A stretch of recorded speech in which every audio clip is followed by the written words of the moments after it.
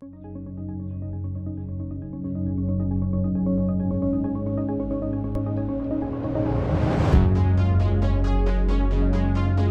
pengantian perempuan yang merias wajahnya sendiri viral di media sosial TikTok. Momen harunya ini, dibagikan perempuan yang ketika menikah merias wajahnya sendiri. Dalam unggahan di akun TikTok @dila_makeup, ia mengaku terharu sekaligus senang bisa berjalan sesuai keinginan. Momen bikin haru, mulai dari tunangan semua dihandle berdua sama suami.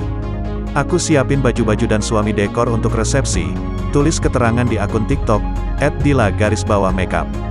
"Dalam waktu 6 bulan kita siapin semuanya. Sama sekali tidak pakai vendor atau mua. Alhamdulillah semua berjalan sesuai keinginan dan gak ngeluarin uang," tambahnya.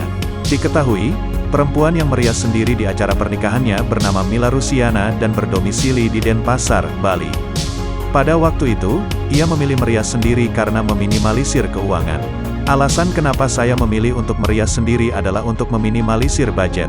Selain meminimalisir budget, saya juga lebih percaya diri dengan saya make up sendiri," kata Mila, Sabtu, tanggal 18 September tahun 2021.